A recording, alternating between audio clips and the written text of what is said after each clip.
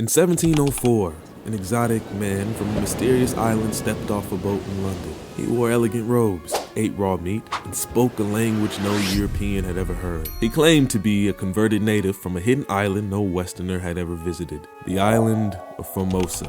His name was George Psalmanazar, and everything about him was a lie. He became a sensation, lauded by scholars, praised by clergy, even invited to lecture at Oxford. He published a best-selling book filled with elaborate stories of his homeland's customs. The public was enthralled. He was proof of a larger world, shocking, savage, and somehow noble. But Formosa, as Psalmanazar described it, never existed. This is the story of one of history's greatest hoaxes, the man who invented a country. George Psalmanazar was a European man born in southern France around 1679.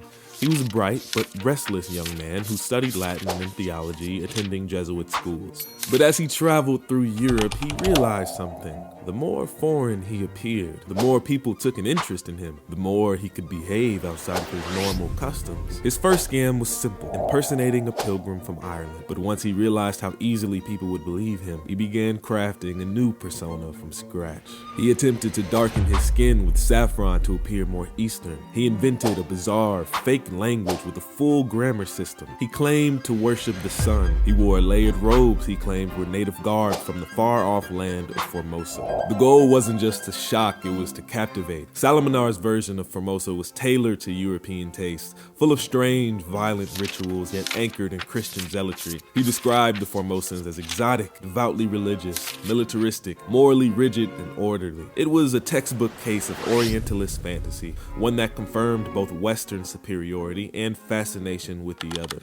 In 1702, he met a Scottish chaplain who helped him publish a book titled A Historical and Geographical Description of Formosa. In the book, he built a civilization from scratch. He claimed Formosa had a population of millions, that it had its own alphabet, calendar, and religious system, that parents regularly sacrificed their children to the gods, and that the government executed 18,000 people a year, one for every public infraction. It was lurid, graphic, and utterly fake. Yet the story had everything Europe wanted: barbarism balanced by spirituality. Psalmanazar claimed that after being raised as a sun worshiper, he saw the light of Christianity and converted. He painted himself as a reformed heathen, an archetype Europeans found both comforting and affirming. He played directly into this era's hunger for tales of the noble exotic. His Formosa was both brutal and disciplined, a dark mirror to Europe, yet somehow admirable. The lie wasn't just entertaining, it reinforced Europe's worldview, that non-Europeans were wild but redeemable. Even educated scholars and clergymen fell for it. Psalmanazar was invited to speak at Oxford, consulted by missionaries, and celebrated in academic circles. No one had been to Formosa to contradict him, and maps of the time were vague, and in the absence of facts, charisma filled the gap. Eventually, cracks formed in his story. Actual travelers and missionaries who had been to Asia began raising doubts. His invented language didn't match anything in current-day Taiwan. His customs contradicted real reports from the region. But even as skepticism grew, Psalmanazar was too entertaining to cast aside. It wasn't until years later, when his fame had faded, that he quietly confessed. He published a memoir before his death in 1763, admitting the entire deception.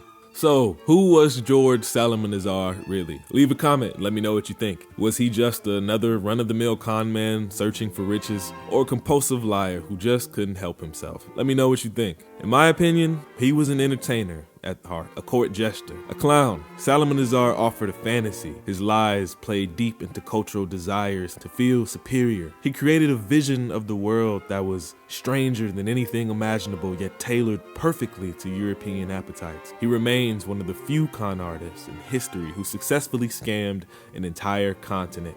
And in doing so, he revealed more about Europe than he ever did about the East. He's not the worst, and certainly not the last. And as usual, the tragedy isn't that he fooled so many people, but that so many people wanted to be fooled. Like and subscribe for more stories of history's greatest liars, misleaders, and deceivers.